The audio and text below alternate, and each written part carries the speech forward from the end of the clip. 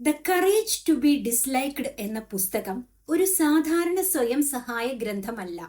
അത് മനുഷ്യജീവിതത്തെക്കുറിച്ചുള്ള നമ്മുടെ പതിവ് ധാരണകളെ തന്നെ ചോദ്യം ചെയ്യുന്ന ആഴത്തിലുള്ള സംഭാഷണമാണ്. ഒരു തത്വചിന്തകനും ഒരു യുവാവും തമ്മിലുള്ള സംവാദ രീതിയിലാണ് ഇത് എഴുതപ്പെട്ടിരിക്കുന്നത്. ഈ സംഭാഷണങ്ങളിലൂടെ മനുഷ്യന്റെ ദുഃഖം, ബന്ധങ്ങൾ, സ്വാതന്ത്ര്യം, സന്തോഷം എന്നിവയെക്കുറിച്ചുള്ള പുതിയ കാഴ്ചപ്പാടുകൾ പുസ്തകം മുന്നോട്ട് വയ്ക്കുന്നു. ഈ ഗ്രന്ഥത്തിന്റെ പ്രധാന അടിസ്ഥാനം ആൽഫ്രഡ് ആഡ്ലർ എന്ന മനഃശാസ്ത്രജ്ഞന്റെ ആശയങ്ങളാണ്. മനുഷ്യൻ തന്റെ കഴിഞ്ഞ കാലത്തിന്റെ ഇരയല്ല, മറിച്ച് സ്വന്തം ജീവിതത്തിന്റെ സ്രഷ്ടാവാണ് എന്നതാണ് ഈ ചിന്താഗതിയുടെ കേന്ദ്രീകൃത ആശയം. എന്തുകൊണ്ടാണ് ഞാൻ ഇങ്ങനെ എന്ന ചോദ്യത്തിൽ നിന്ന് ഞാൻ എങ്ങനെയുള്ള ജീവിതം തെരഞ്ഞെടുക്കുന്നു എന്ന ചോദ്യത്തിലേക്കുള്ള മാറ്റമാണ് ഈ പുസ്തകം പ്രേരിപ്പിക്കുന്നത്. പുസ്തകം 5 രാത്രികളായി വിഭജിച്ചിരിക്കുന്നു. ഓരോ രാത്രിയും ഒരു പ്രധാന ആശയം വിശദീകരിക്കുന്നു. ട്രോമയെ നിഷേധിക്കുന്നതിൽ നിന്ന് ആരംഭിച്ച് മനുഷ്യബന്ധങ്ങളുടെ സ്വഭാവം, മറ്റുള്ളവരുടെ ചുമതലകളിൽ നിന്ന് സ്വതന്ത്രമാകൽ, സമൂഹബോധത്തിന്റെ പ്രാധാന്യം എന്നിവയെല്ലാം ഇതിൽ വിശദീകരിക്കുന്നു. ഇവിടെ ഇപ്പോൾ ജീവിക്കാനുള്ള മാർഗത്തിലേക്ക് ഇത് നമ്മെ നയിക്കുന്നു. ഓരോ അധ്യായവും മനുഷ്യന്റെ ചിന്താഗതിയിൽ മാറ്റം വരുത്തുന്ന തരത്തിൽ ആഴത്തിലുള്ള വാദങ്ങളും ഉദാഹരണങ്ങളും അവതരിപ്പിക്കുന്നു. ഈ പുസ്തകം നമ്മെ ഒരു ശക്തമായ തിരിച്ചറിവിലേക്ക് എത്തിക്കുന്നു. സന്തോഷം ഒരു ഭാവിയിലെ ലക്ഷ്യമല്ല, അതിപ്പോഴുള്ള ജീവിതത്തിൽ തന്നെ കണ്ടെത്താവുന്ന ഒന്നാണ്. മറ്റുള്ളവരുടെ അംഗീകാരത്തിൽ നിന്ന് സ്വതന്ത്രമായി സ്വന്തം മൂല്യങ്ങളെ അടിസ്ഥാനമാക്കി ജീവിക്കാൻ കഴിയുമ്പോഴാണ് യഥാർത്ഥ സ്വാതന്ത്ര്യവും സമാധാനവും നേടുന്നത്.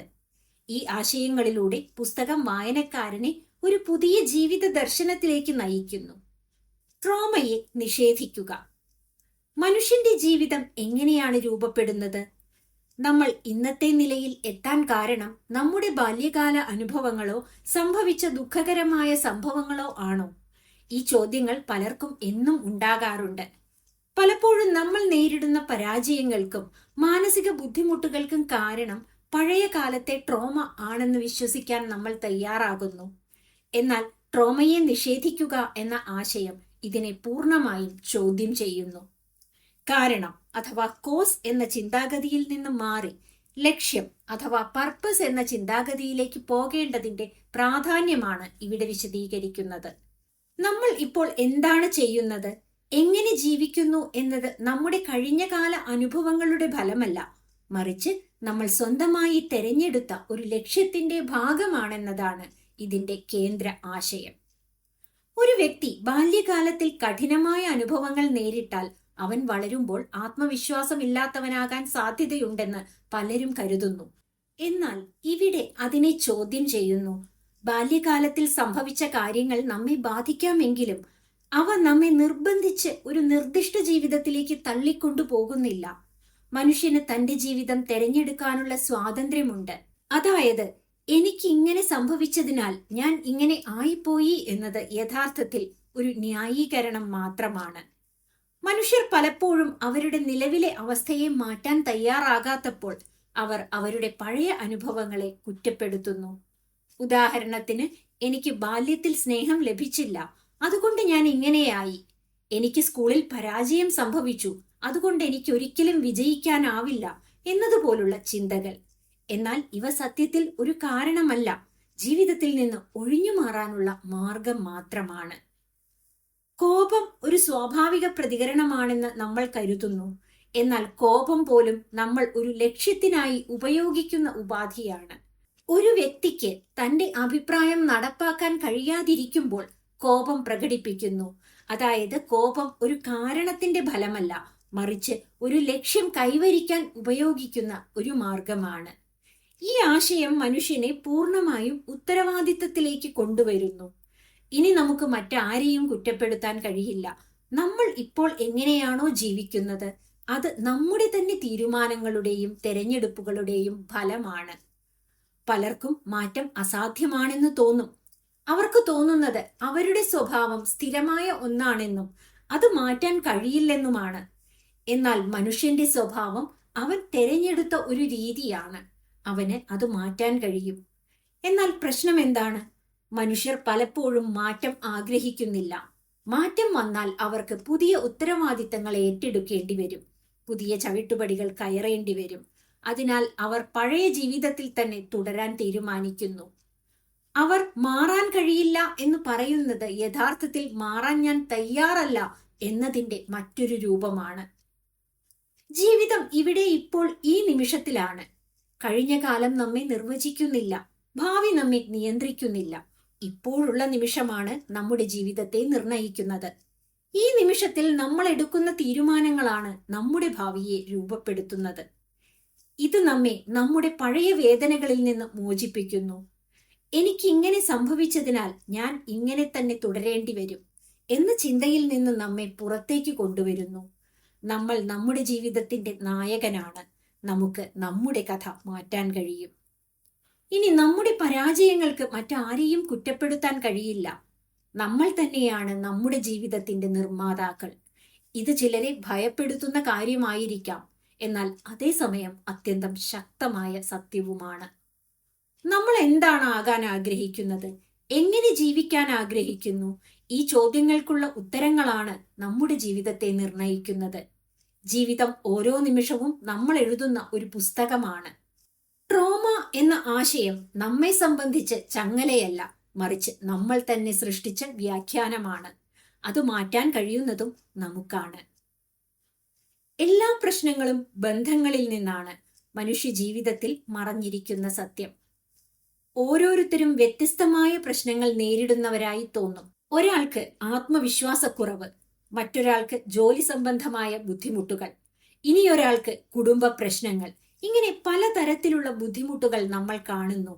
എന്നാൽ ഇവിടെ വളരെ ധൈര്യമായി ഒരു വാദം മുന്നോട്ട് വയ്ക്കുകയാണ്. മനുഷ്യന്റെ എല്ലാ പ്രശ്നങ്ങളും ഏതു വിധത്തിലായാലും അന്തിമമായി ബന്ധങ്ങളുമായി ബന്ധപ്പെട്ടവയാണ്. ആദ്യമായി ഇത് കേൾക്കുമ്പോൾ പലർക്കും അംഗീകരിക്കാൻ ബുദ്ധിമുട്ടാകും. കാരണം നമ്മൾ പലപ്പോഴും നമ്മുടെ പ്രശ്നങ്ങളെ വ്യക്തിപരമായി കാണുന്നു. എനിക്ക് ആത്മവിശ്വാസം കുറവാണ് എന്നത് ഒരു വ്യക്തിപരമായ പ്രശ്നമാണെന്ന് തോന്നും. എന്നാൽ ഈ ആശയം അത് ചോദ്യം ചെയ്യുന്നു.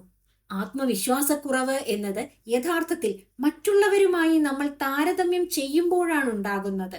മറ്റൊരാൾക്കൊപ്പം നമ്മളെ അളക്കുമ്പോഴാണ് ഞാൻ പോരാത്തവനാണ് എന്ന തോന്നൽ വളരുന്നത്. അതായത് ഇത് ഒരു ബന്ധത്തെ സംബന്ധിച്ചുള്ള പ്രശ്നമാണ്. മനുഷ്യൻ ഒരു സാമൂഹിക ജീവിയാണ്. അവൻ ഒറ്റയ്ക്ക് ജീവിക്കാൻ സാധിക്കില്ല. അവന്റെ തിരിച്ചറിവും മൂല്യബോധവും പലപ്പോഴും മറ്റുള്ളവരുമായുള്ള ബന്ധങ്ങളിൽ നിന്നാണ് രൂപപ്പെടുന്നത്. അതുകൊണ്ട് അവന്റെ സന്തോഷവും ദുഃഖവും ഈ ബന്ധങ്ങളാൽ നിർണയിക്കപ്പെടുന്നു. ഇവിടെ സംസാരിക്കുന്ന ആശയം താഴ്ന്നവനാണെന്ന ബോധം അഥവാ ഇൻഫീരിയോറിറ്റി ഫീലിംഗ് ആണ്. പലർക്കും ഞാൻ മറ്റുള്ളവരെക്കാൾ താഴ്ന്നവനാണ് എന്ന തോന്നലുണ്ടാകും. എന്നാൽ ഈ തോന്നൽ യഥാർത്ഥത്തിൽ വസ്തുതയല്ല. അത് വ്യക്തിപരമായ വിലയിരുത്തലാണ്.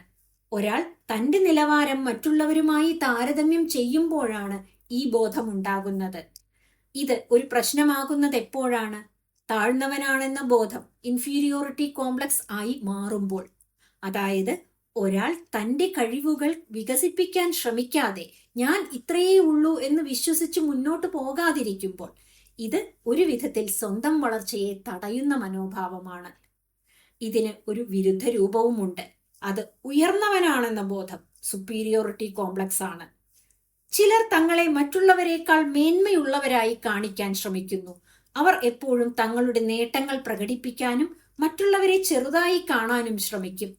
എന്നാൽ ഉയർന്നവനാണെന്ന ബോധം യഥാർത്ഥത്തിൽ ഒരു മറയാണ്. അതിന്റെ അടിയിൽ ആഴത്തിലുള്ള ഒരു ഇൻഫീരിയോറിറ്റി കോംപ്ലക്സ് ഒളിഞ്ഞിരിക്കുന്നു. ജീവിതം ഒരു മത്സരമല്ല, എന്നാൽ സമൂഹം അത് ഒരു മത്സരമായി കാണാൻ പഠിപ്പിക്കുന്നു. സ്കൂളിൽ നമ്മൾ ആരാണ് ഒന്നാമൻ എന്ന ചോദ്യവുമായാണ് വളർന്നത്. ഈ താരതമ്യ ചിന്തയാണ് നമ്മെ സ്ഥിരമായി അതൃപ്തിയിലേക്ക് നയിക്കുന്നത്. മറ്റൊരാൾ വിജയിക്കുമ്പോൾ നമുക്ക് നാം പരാജയപ്പെട്ടവനാണ് എന്ന് തോന്നുന്നു. മറ്റൊരാൾക്ക് പ്രശംസ ലഭിക്കുമ്പോൾ നമ്മൾ പിന്നിലായി പോയി എന്ന് തോന്നുന്നു. എന്നാൽ ഈ ചിന്ത തന്നെ തെറ്റാണ്. ജീവിതം ഒരു റേസ് അല്ല. ഓരോരുത്തർക്കും സ്വന്തം പാതയുണ്ട്. മനുഷ്യബന്ധങ്ങളിൽ ഉണ്ടാകുന്ന മറ്റൊരു പ്രധാന പ്രശ്നം അധികാര പോരാട്ടം, പവർ സ്ട്രഗിൾ ആണ്. ഒരാൾ മറ്റൊരാളെ നിയന്ത്രിക്കാൻ ശ്രമിക്കുമ്പോൾ അത് സംഘർഷത്തിലേക്ക് നയിക്കുന്നു. ഒരു വ്യക്തി തന്റെ അഭിപ്രായം മറ്റൊരാളിൽ അടിച്ചേൽപ്പിക്കാൻ ശ്രമിക്കുമ്പോൾ അയാൾ അതിനെ എതിർക്കും. ഇത് ഒരു പോരാട്ടമായി മാറും. ഈ പോരാട്ടം പലപ്പോഴും പ്രതികാരം അഥവാ റിവെഞ്ച് എന്ന ഘട്ടത്തിലേക്ക് കടക്കുന്നു. ഒരാൾക്ക് അപമാനം സംഭവിച്ചാൽ അവൻ തിരിച്ചടിക്കാൻ ശ്രമിക്കും. ഇതാണ് ബന്ധങ്ങളെ തകർക്കുന്ന പ്രധാന കാരണം. തെറ്റ് സമ്മതിക്കുന്നത് തോൽവിയല്ല. നമ്മൾ പലപ്പോഴും തെറ്റ് സമ്മതിക്കാൻ മടിക്കുന്നു. അത് നമ്മെ ദുർബലനായി കാണിക്കും എന്ന് കരുതുന്നു. എന്നാൽ യഥാർത്ഥത്തിൽ അത് നമ്മുടെ ശക്തിയാണ്, സ്വയം മാറ്റങ്ങൾ വരുത്താനുള്ള ശക്തി. തെറ്റ് സമ്മതിക്കുന്നത് ബന്ധങ്ങളെ സംരക്ഷിക്കുന്നു, പോരാട്ടങ്ങളെ അവസാനിപ്പിക്കുന്നു. മറ്റൊരു പ്രധാന ആശയം സെൽഫ് ആക്സെപ്റ്റൻസ് ആണ്. നമ്മൾ നമ്മളെ തന്നെ അംഗീകരിക്കാതിരിക്കുമ്പോൾ മറ്റുള്ളവരുമായുള്ള ബന്ധങ്ങൾ സങ്കീർണമാകും. നമ്മൾ നമ്മളെ ഇഷ്ടപ്പെടുന്നില്ലെങ്കിൽ മറ്റുള്ളവരുടെ അഭിപ്രായങ്ങൾ നമ്മെ കൂടുതൽ ബാധിക്കും. എല്ലാ കാര്യങ്ങൾക്കും മറ്റുള്ളവരുടെ അംഗീകാരം തേടുന്നത് ജീവിതത്തെ ബുദ്ധിമുട്ടാക്കും. നമ്മൾ എല്ലാവരെയും സന്തോഷിപ്പിക്കാൻ ശ്രമിക്കുമ്പോൾ നമുക്ക് നമ്മളുടെ അഭിപ്രായങ്ങൾ നഷ്ടപ്പെടുന്നു. മനുഷ്യബന്ധങ്ങളിൽ സന്തോഷം കണ്ടെത്താൻ നമ്മൾ ആദ്യം നമ്മുടെ ചിന്താഗതി മാറ്റണം. താരതമ്യം, മത്സരം, അംഗീകാരം തേടൽ ഇവയെല്ലാം കുറയ്ക്കണം. ജീവിതം ഒരു മത്സരമല്ലെന്ന് തിരിച്ചറിഞ്ഞാൽ മറ്റുള്ളവരുടെ വിജയത്തിൽ നമ്മൾ ഭയപ്പെടില്ല, മറിച്ച് അത് നമ്മെ പ്രചോദിപ്പിക്കും. നമ്മുടെ എല്ലാ പ്രശ്നങ്ങളും ഏതെങ്കിലും രീതിയിൽ മനുഷ്യബന്ധങ്ങളുമായി ബന്ധപ്പെട്ടവയാണ്. എന്നാൽ അതേസമയം ഈ ബന്ധങ്ങൾ തന്നെയാണ് നമ്മുടെ സന്തോഷത്തിന്റെയും ഉറവിടം. പ്രശ്നങ്ങളിൽ നിന്ന് രക്ഷപ്പെടാനുള്ള മാർഗം ബന്ധങ്ങളിൽ നിന്ന് ഒഴിഞ്ഞു മാറലല്ല, മറിച്ച് അവയെ ശരിയായി മനസ്സിലാക്കുകയും ആരോഗ്യകരമായി കൈകാര്യം ചെയ്യുകയും ചെയ്യുന്നതാണ്.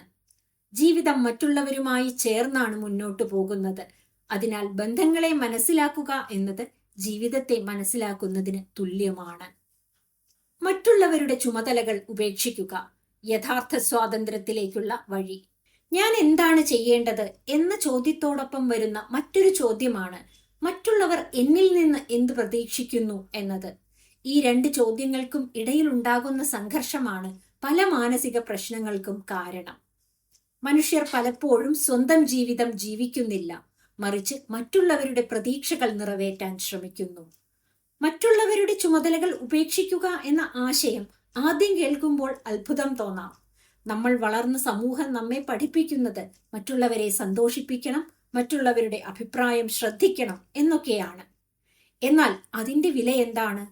നമ്മൾ എല്ലാവരെയും സന്തോഷിപ്പിക്കാൻ ശ്രമിക്കുമ്പോൾ നമ്മുടെ അഭിപ്രായം നഷ്ടപ്പെടുന്നു. ടാസ്കുകളുടെ വേർതിരിവ്, സെപ്പറേഷൻ ഓഫ് ടാസ്ക്സ് എന്ന ആശയം പ്രധാനമാണ്. അതായത് ഒരു കാര്യത്തിന്റെ ഉത്തരവാദിത്തം ആരുടേതാണ് എന്ന് വ്യക്തമായി തിരിച്ചറിയുക. ഒരു കുട്ടി പഠിക്കണമോ വേണ്ടയോ എന്നത് ആ കുട്ടിയുടെ ഉത്തരവാദിത്തമാണ്. മാതാപിതാക്കൾക്ക് ഒരു പരിധിയിലപ്പുറം അത് നിർബന്ധിച്ച് ചെയ്യിപ്പിക്കാൻ കഴിയുകയില്ല. അവർക്ക് മാർഗനിർദ്ദേശം നൽകാം, പക്ഷേ അവസാന തീരുമാനം കുട്ടിയുടേതാണ്. ഇത് മനസ്സിലാക്കുമ്പോൾ നമ്മൾ ഒരു വലിയ തിരിച്ചറിവിലേക്ക് എത്തുന്നു. നമ്മൾ പലപ്പോഴും മറ്റുള്ളവരുടെ ചുമതലകളിൽ ഇടപെടുന്നു, അതുപോലെ മറ്റുള്ളവരെ നമ്മുടെ ചുമതലകളിൽ ഇടപെടാൻ അനുവദിക്കുകയും ചെയ്യുന്നു. ഇതാണ് സംഘർഷങ്ങൾക്ക് പ്രധാന കാരണം. മറ്റുള്ളവർ എന്നെ ഇഷ്ടപ്പെടണം എന്ന ആഗ്രഹം തന്നെ നോക്കാം. ഇവിടെ പ്രശ്നം എന്താണ്? നമ്മൾ നമുക്കിഷ്ടപ്പെടുന്ന രീതിയിൽ ജീവിക്കുന്നതിനു പകരം മറ്റുള്ളവർക്ക് ഇഷ്ടപ്പെടുന്ന രീതിയിൽ ജീവിക്കാൻ ശ്രമിക്കുന്നു. എന്നാൽ നമ്മളെ ഇഷ്ടപ്പെടണമോ ഇല്ലയോ എന്നത് മറ്റുള്ളവരുടെ തീരുമാനമാണ്. അത് അവരുടെ ചുമതലയാണ്, നമ്മുടേതല്ല. അവർക്ക് ഇഷ്ടപ്പെടുകയോ ഇഷ്ടപ്പെടാതിരിക്കുകയോ ചെയ്യാം. അതിൽ നമുക്ക് നിയന്ത്രണമില്ല. ഈ തിരിച്ചറിവ് വളരെ ശക്തമാണ്. കാരണം ഇത് നമ്മെ ഒരു വലിയ മാനസിക ഭാരത്തിൽ നിന്ന് മോചിപ്പിക്കുന്നു. ഇനി നമുക്ക് എല്ലാവരെയും സന്തോഷിപ്പിക്കേണ്ട ബാധ്യതയില്ല. നമ്മുടെ ജീവിതം നമ്മുടെ മൂല്യങ്ങൾക്കനുസരിച്ച് ജീവിക്കാം. എന്നാൽ ഈ സ്വാതന്ത്ര്യം എളുപ്പത്തിൽ ലഭിക്കുന്നതല്ല. കാരണം മറ്റുള്ളവരുടെ അംഗീകാരം തേടുന്ന ഒരു ആഴത്തിലുള്ള ആഗ്രഹം നമ്മളിൽ എപ്പോഴും ഉണ്ടാകും. ഇതിന് അംഗീകാരത്തിനുള്ള അഭിലാഷം അഥവാ ഡിസയർ ഫോർ റെക്കഗ്നിഷൻ എന്ന് വിളിക്കാം. നമ്മൾ മറ്റുള്ളവരിൽ നിന്ന് പ്രശംസയും അംഗീകാരവും ലഭിക്കാൻ ആഗ്രഹിക്കുന്നു. ഈ ആഗ്രഹം സ്വാഭാവികമാണ്. പക്ഷെ അത് നിയന്ത്രണം വിട്ടാൽ അത് നമ്മെ ബന്ധിപ്പിക്കുന്ന ഒരു ചങ്ങലയായി മാറും. നമ്മൾ എല്ലായ്പ്പോഴും മറ്റുള്ളവർ എന്തു പറയും എന്ന് ചിന്തിക്കാൻ തുടങ്ങും. അതിന്റെ ഫലമായി നമ്മൾ നമ്മുടെ യഥാർത്ഥ സ്വഭാവത്തിൽ നിന്ന് അകന്നു പോകുന്നു. യഥാർത്ഥ സ്വാതന്ത്ര്യം മറ്റുള്ളവർക്ക് നമ്മളെ ഇഷ്ടപ്പെടണമെന്നില്ല എന്ന ധൈര്യമാണ്. മറ്റുള്ളവരുടെ വിലയിരുത്തലിൽ നിന്ന് സ്വതന്ത്രമാകുക എന്നതാണ് യഥാർത്ഥ സ്വാതന്ത്ര്യം. ഇതെങ്ങനെ പ്രാവർത്തികമാക്കാം? അതിനുള്ള വഴിയായി ടാസ്കുകളുടെ വേർതിരിവ് ഉപയോഗിക്കാം. ഓരോ സാഹചര്യത്തിലും ഇത് ആരുടെ ചുമതലയാണ് എന്ന് ചോദിക്കുക.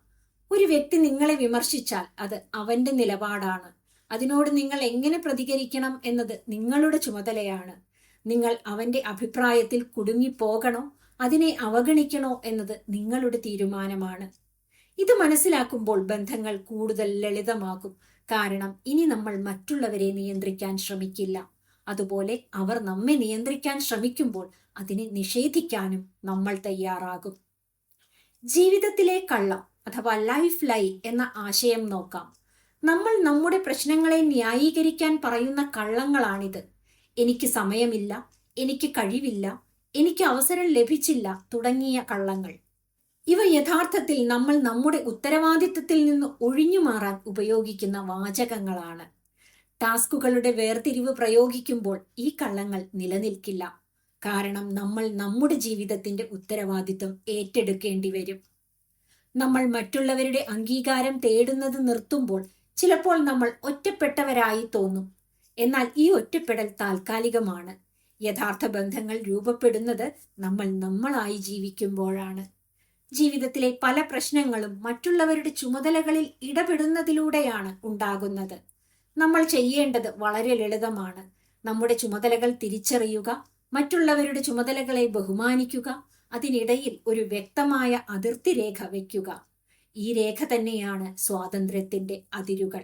അതിന്റെ ഉള്ളിൽ നമ്മൾ യഥാർത്ഥത്തിൽ സ്വതന്ത്രരാണ്. ലോകത്തിന്റെ കേന്ദ്രം എവിടെയാണ്? സമൂഹബോധവും മനുഷ്യന്റെ യഥാർത്ഥ മൂല്യവും. മനുഷ്യൻ തന്റെ ജീവിതത്തെ എങ്ങനെ കാണുന്നു എന്നത് അവന്റെ സന്തോഷത്തെയും ബന്ധങ്ങളെയും ആഴത്തിൽ സ്വാധീനിക്കുന്ന ഒരു കാര്യമാണ്. നമ്മളിൽ പലരും അറിയാതെയെങ്കിലും ഒരു വിശ്വാസം കൈവശം വെക്കുന്നു. ലോകത്തിന്റെ കേന്ദ്രം ഞാൻ തന്നെയാണ്. എല്ലാം എന്റെ ചുറ്റും തന്നെ നടക്കണം, മറ്റുള്ളവർ എന്നെ ശ്രദ്ധിക്കണം, എന്നെ അംഗീകരിക്കണം എന്നൊരു ആന്തരിക ആഗ്രഹം നമ്മളിലുണ്ടാകും. ഇവിടെ അതിനെ ചോദ്യം ചെയ്യുകയാണ്. കൂടാതെ മനുഷ്യൻ യഥാർത്ഥത്തിൽ എവിടെയാണ് നിലകൊള്ളേണ്ടത് എന്നതിനെക്കുറിച്ചും വിശദീകരിക്കുന്നു.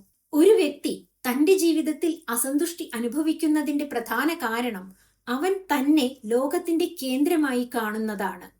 എനിക്കെന്തു കിട്ടുന്നു? ആരാണ് എന്നെ വിലമതിക്കുന്നത്? എന്നെ ആരാണ് അവഗണിക്കുന്നത്? ഇത്തരം ചോദ്യങ്ങളാണ് അവന്റെ ചിന്തകളെ നിയന്ത്രിക്കുന്നത്. ഇതിന്റെ ഫലമായി അവൻ മറ്റുള്ളവരുമായി താരതമ്യം ചെയ്യുകയും അസൂയയും നിരാശയും അനുഭവിക്കുകയും ചെയ്യുന്നു. മനുഷ്യൻ ലോകത്തിന്റെ കേന്ദ്രത്തിലല്ല, മറിച്ച് ഒരു വലിയ സമൂഹത്തിന്റെ ഭാഗമാണ്. ഈ തിരിച്ചറിവാണ് സമൂഹബോധം അഥവാ കമ്മ്യൂണിറ്റി ഫീലിംഗ് എന്ന ആശയത്തിന്റെ അടിസ്ഥാനം. ഒരാൾ തന്റെ ജീവിതത്തെ ഞാൻ എന്ന ചുറ്റുപാടിൽ നിന്ന് നാം എന്ന ദിശയിലേക്ക് മാറ്റുമ്പോൾ അവന്റെ കാഴ്ചപ്പാട് പൂർണ്ണമായും മാറുന്നു. സമൂഹബോധം എന്നാൽ ഞാൻ ഈ സമൂഹത്തിന്റെ ഭാഗമാണ്, ഇവിടെ ഞാനും മൂല്യം നൽകുന്നവനാണ് എന്നൊരു ബോധമാണ്. ഇത് ഒരു സാധാരണ ആശയം പോലെ തോന്നാമെങ്കിലും അതിന്റെ പ്രഭാവം വളരെ വലുതാണ്. ഒരു വ്യക്തി തന്റെ മൂല്യം കണ്ടെത്തുന്നത് മറ്റുള്ളവരിൽ നിന്ന് അംഗീകാരം നേടുന്നതിലൂടെയല്ല, മറിച്ച് സമൂഹത്തിന് മൂല്യം നൽകുന്നവനായി മാറുമ്പോഴാണ്. പലരും അവരുടെ സ്വന്തം മൂല്യം തെളിയിക്കാൻ ശ്രമിക്കുന്നു. അവർ മികച്ചവരാവാൻ ശ്രമിക്കുന്നു, മറ്റുള്ളവരെക്കാൾ മുന്നിൽ നിൽക്കാൻ ശ്രമിക്കുന്നു. എന്നാൽ ഈ സമീപനം അവരെ ഒരിക്കലും സംതൃപ്തരാക്കുന്നില്ല. കാരണം എപ്പോഴും അവരെക്കാൾ മുന്നിൽ നിൽക്കുന്ന മറ്റൊരാളുണ്ടാകും. ഒരു വ്യത്യസ്തമായ വഴിയുണ്ട്. മത്സരത്തിൽ നിന്ന് പുറത്തു കടക്കുക. ജീവിതം ഒരു മത്സരമല്ലെന്ന് തിരിച്ചറിഞ്ഞാൽ നമ്മളെ മറ്റുള്ളവരുമായി താരതമ്യം ചെയ്യേണ്ട ആവശ്യമില്ല. അതിനാൽ അസൂയയും നിരാശയും കുറയും. അമിത പ്രശംസയും ശാസനയും ഒരുപോലെ ഒഴിവാക്കുക. നമ്മൾ സാധാരണയായി മറ്റുള്ളവരെ പ്രോത്സാഹിപ്പിക്കാൻ അമിതമായി പ്രശംസിക്കുകയും തെറ്റുതിരുത്താൻ അമിതമായി ശാസിക്കുകയും ചെയ്യുന്നു. എന്നാൽ ഈ സമീപനം ഒരു ഉയർന്നവൻ താഴ്ന്നവൻ എന്ന രീതിയിലുള്ള ബന്ധം സൃഷ്ടിക്കുന്നു. പ്രശംസിക്കുന്നവൻ ഉയർന്നവനും പ്രശംസ സ്വീകരിക്കുന്നവൻ താഴ്ന്നവനുമായി തോന്നുന്നു. പകരം പ്രോത്സാഹനം അഥവാ എൻകറേജ്മെന്റ് എന്ന ആശയം മുന്നോട്ട് വയ്ക്കാം. പ്രോത്സാഹനം എന്നത് ഒരാളെ അവന്റെ മൂല്യം തിരിച്ചറിയാൻ സഹായിക്കുന്നതാണ്. നീ മികച്ചവനാണ് എന്ന് പറയുന്നതല്ല, മറിച്ച് നീ സമൂഹത്തിന് ഉപകാരമുള്ളവനാണ് എന്ന് ബോധ്യപ്പെടുത്തുന്നതാണിത്. ഇത് ഒരു വ്യക്തിയുടെ ആത്മവിശ്വാസത്തെ കൂടുതൽ ആരോഗ്യകരമായി വളർത്തുന്നു. അവൻ തന്റെ മൂല്യം മറ്റുള്ളവരുമായി താരതമ്യം ചെയ്യാതെ തന്റെ സംഭാവനകളിലൂടെ തിരിച്ചറിയുന്നു. ഒരു വ്യക്തി ഞാൻ എന്നതിൽ നിന്ന് ശ്രദ്ധ തിരിക്കുമ്പോൾ അവന്റെ പ്രശ്നങ്ങൾ കുറയുന്നു. കാരണം അവൻ ഇനി തന്റെ കുറവുകളെക്കുറിച്ച് ചിന്തിക്കുന്നില്ല, മറിച്ച് മറ്റുള്ളവർക്കായി എന്ത് ചെയ്യാം എന്നതിനെക്കുറിച്ച് ചിന്തിക്കുന്നു. ഈ സമീപനം ജീവിതത്തെ കൂടുതൽ അർത്ഥവത്താക്കുന്നു. കാരണം മനുഷ്യൻ ഒരു സാമൂഹിക ജീവിയാണ്. അവന്റെ യഥാർത്ഥ സന്തോഷം മറ്റുള്ളവരായി ഇടപെടുന്നതിലും അവർക്കായി എന്തെങ്കിലും മൂല്യം നൽകുന്നതിലുമാണ്. ഞാൻ ലോകത്തിന്റെ കേന്ദ്രമല്ല എന്ന തിരിച്ചറിവ് യഥാർത്ഥത്തിൽ ഒരു മോചനമാണ്. കാരണം നമ്മൾ ഒരു വലിയ സമൂഹത്തിന്റെ ഭാഗമാണ്. അതിൽ നമ്മുടെ സ്ഥാനം കണ്ടെത്തുക എന്നതു മാത്രമാണ് നാം ചെയ്യേണ്ടത്. യഥാർത്ഥ മൂല്യം മറ്റുള്ളവരെക്കാൾ മികച്ചവനാകുന്നതിലല്ല, മറിച്ച് മറ്റുള്ളവർക്കൊപ്പം ജീവിക്കുന്നതിലും സമൂഹത്തിന് നമ്മുടെ മൂല്യം നൽകുന്നതിലുമാണ്. ഞാൻ എന്ന ചിന്തയിൽ നിന്ന് നാം എന്ന ചിന്തയിലേക്ക് മാറുക. ലോകത്തിന്റെ കേന്ദ്രത്തിൽ നിന്ന് മാറി ഒരു സമൂഹത്തിന്റെ ഭാഗമാകുക. ഈ മാറ്റം സംഭവിക്കുമ്പോൾ നമ്മുടെ ബന്ധങ്ങൾ കൂടുതൽ ആരോഗ്യകരമാകും. നമ്മുടെ മനസ്സിൽ കൂടുതൽ സമാധാനമുണ്ടാകും. നമ്മുടെ ജീവിതം കൂടുതൽ അർത്ഥവത്താകും. ഇവിടെ ഇപ്പോൾ ജീവിക്കുക, ഈ നിമിഷത്തെ ആഴത്തിൽ അനുഭവിക്കുന്ന ജീവിതം. മനുഷ്യന്റെ ജീവിതം സാധാരണയായി 2 ദിശകളിലേക്ക് വലിക്കപ്പെടുന്നു. ഒരു ഭാഗത്ത് കഴിഞ്ഞ കാലത്തിന്റെ ഓർമ്മകളും പിഴവുകളും, മറുവശത്ത് ഭാവിയുടെ ആശങ്കകളും പ്രതീക്ഷകളും. ഈ രണ്ടിനുമിടയിൽ ഇപ്പോഴുള്ള നിമിഷം പലപ്പോഴും മറഞ്ഞു പോകുന്നു. എന്നാൽ യഥാർത്ഥ ജീവിതം നടക്കുന്നത് ഇവിടെ ഇപ്പോൾ എന്ന നിമിഷത്തിലാണ്. നമ്മളിൽ പലരും ജീവിതം ഒരു ദീർഘമായ യാത്രയാണെന്ന് കരുതുന്നു. ആ വലിയ ലക്ഷ്യത്തിലേക്ക് എത്താനാണ് നമ്മൾ ശ്രമിക്കുന്നത്. ഒരു ദിവസം ഞാൻ സന്തോഷവാനാകും, ഞാൻ വിജയിച്ചാൽ ജീവിതം പൂർണ്ണമാകും എന്നിങ്ങനെ ഭാവിയെ കേന്ദ്രീകരിച്ചാണ് നമ്മൾ ജീവിക്കുന്നത്. എന്നാൽ ജീവിതം ഒരു നീണ്ട റേസ് അല്ല, അത് തുടർച്ചയായ നിമിഷങ്ങളുടെ സമാഹാരമാണ്. ഈ നിമിഷത്തിൽ പൂർണ്ണമായി ജീവിക്കാതെ ഭാവിയിലെ സുഖത്തിനായി കാത്തിരിക്കുമ്പോൾ നമ്മൾ യഥാർത്ഥ ജീവിതത്തെ നഷ്ടപ്പെടുത്തുന്നു.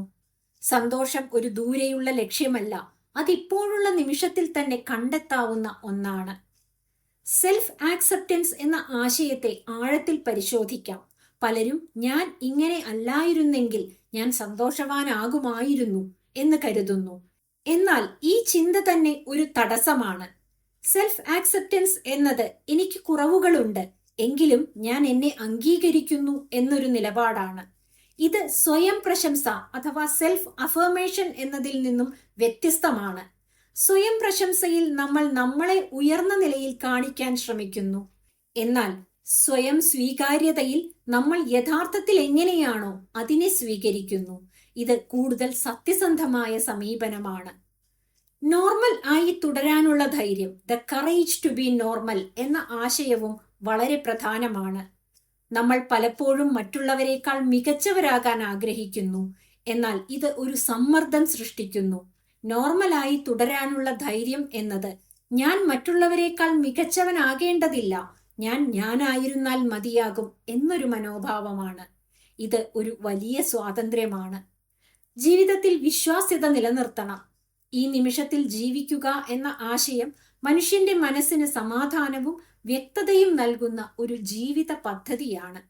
എന്നാൽ ഈ ആശയം യഥാർത്ഥത്തിൽ ഫലപ്രദമാകാൻ വിശ്വാസ്യത വളരെ പ്രധാനമാണ്.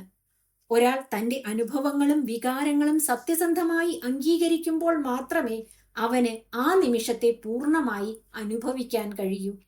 വ്യാജമായ സന്തോഷം പ്രകടിപ്പിക്കുകയോ ഉള്ളിൽ അനുഭവിക്കുന്നതിനെ നിഷേധിക്കുകയോ ചെയ്താൽ അത് ഈ നിമിഷത്തിൽ ജീവിക്കുന്നതിന്റെ ആഴം കുറയ്ക്കും. വിശ്വാസ്യതയുള്ള സമീപനം വ്യക്തിയെ തന്റെ യഥാർത്ഥ സ്വഭാവത്തോട് ബന്ധിപ്പിക്കുന്നു. ഈ ബന്ധം ഉണ്ടാകുമ്പോൾ വ്യക്തിക്ക് കഴിഞ്ഞ കാലത്തെ പിഴവുകളെയും ഭാവിയിലെ ആശങ്കകളെയും വിട്ട് ഇപ്പോഴുള്ള അനുഭവത്തിൽ മുഴുകാൻ കഴിയുന്നു. ഇപ്പോൾ എന്ന നിമിഷത്തെ സത്യസന്ധമായി സ്വീകരിക്കുന്നത് ആത്മവിശ്വാസവും മനസ്സിന്റെ ശാന്തിയും വർദ്ധിപ്പിക്കുന്നു.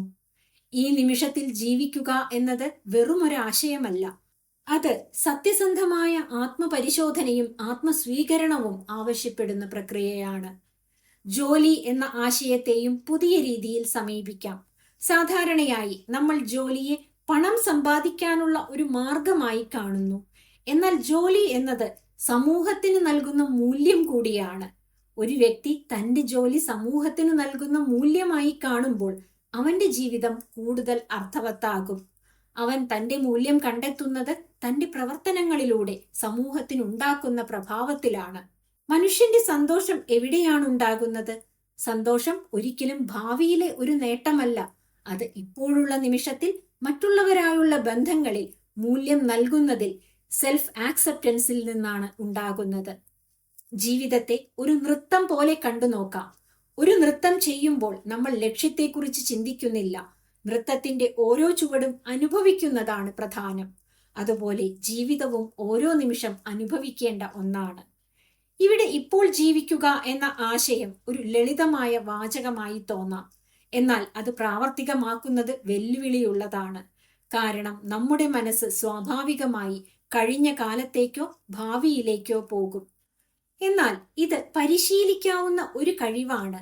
ഓരോ നിമിഷവും ശ്രദ്ധാപൂർവം അനുഭവിക്കാൻ ശ്രമിക്കുക. ചെറിയ കാര്യങ്ങളിലും സന്തോഷം കണ്ടെത്തുക. മറ്റുള്ളവരുമായുള്ള ബന്ധങ്ങളിൽ മുഴുകുക. ജീവിതത്തിന്റെ യഥാർത്ഥ അർത്ഥം ദൂരെയുള്ള ലക്ഷ്യങ്ങളിലല്ല, അത് ഇപ്പോഴുള്ള നിമിഷത്തിലാണ്. നമ്മൾ ഈ നിമിഷത്തിൽ പൂർണ്ണമായി ജീവിക്കുമ്പോൾ നമ്മുടെ ജീവിതം തന്നെ പൂർണ്ണമാകും. The courage to be disliked നമ്മെ പഠിപ്പിക്കുന്നത് സന്തോഷകരമായ ജീവിതം നേടാൻ പുറം ലോകത്തെ മാറ്റേണ്ടതില്ല എന്നാണ്. മറിച്ച് നമ്മുടെ ചിന്താഗതിയും സമീപനവുമാണ് മാറ്റേണ്ടത്. സമൂഹത്തിന്റെ പ്രതീക്ഷകൾക്കപ്പുറം സ്വന്തം മൂല്യങ്ങൾ അനുസരിച്ച് ജീവിക്കാൻ ധൈര്യമുണ്ടെങ്കിൽ മാത്രമേ വ്യക്തിക്ക് യഥാർത്ഥ സന്തോഷം കൈവരിക്കാൻ കഴിയൂ. അതിനായി ഒരു വ്യക്തി താൻ ചെയ്യേണ്ടതായ കാര്യങ്ങൾ സ്വയം തിരിച്ചറിഞ്ഞ് മറ്റുള്ളവരുടെ കാര്യങ്ങളിൽ അനാവശ്യമായി ഇടപെടാതെ സ്വന്തം ജീവിതത്തിൽ ശ്രദ്ധ കേന്ദ്രീകരിച്ച് മുന്നോട്ടു പോകണമെന്നും ഈ പുസ്തകം നിർദ്ദേശിക്കുന്നു. കഴിഞ്ഞ കാലത്തിന്റെ ബന്ധനങ്ങളിൽ നിന്ന് മോചിതരായി മറ്റുള്ളവരുടെ അംഗീകാരത്തെ ആശ്രയിക്കാതെ സ്വന്തം ചുമതലകൾ തിരിച്ചറിഞ്ഞ് സമൂഹത്തിന് മൂല്യം നൽകി ജീവിക്കുമ്പോൾ മനുഷ്യൻ യഥാർത്ഥ സ്വാതന്ത്ര്യവും സമാധാനവും അനുഭവിക്കുന്നു. ഇവിടെ ഇപ്പോൾ എന്ന നിമിഷത്തിൽ സത്യസന്ധമായി ജീവിക്കുന്നതിലൂടെ ജീവിതം ഒരു ലക്ഷ്യത്തിലെത്താനുള്ള യാത്രയല്ല, മറിച്ച് ഓരോ നിമിഷവും അർത്ഥവത്താക്കുന്ന അനുഭവമാണെന്ന് ഈ ഗ്രന്ഥം നമ്മെ ബോധ്യപ്പെടുത്തുന്നു. അംഗീകാരത്തിനായി ജീവിക്കുന്നതിനു പകരം അർത്ഥവത്തായ സംഭാവനകൾ നൽകുന്ന ജീവിതമാണ് യഥാർത്ഥ സന്തോഷത്തിലേക്കുള്ള വഴി. അതിനാൽ ഡിസ്ലൈക്ഡ് ആകാനുള്ള ധൈര്യം ഒറ്റപ്പെടലിലേക്കുള്ള വഴിയല്ല, മറിച്ച് സ്വതന്ത്രവും സമൃദ്ധവുമായ ജീവിതത്തിലേക്കുള്ള തുറന്ന വാതിലാണ്. ഇതുപോലുള്ള വീഡിയോകൾക്കായി ഈ ചാനൽ സബ്സ്ക്രൈബ് ചെയ്യുമല്ലോ. നന്ദി.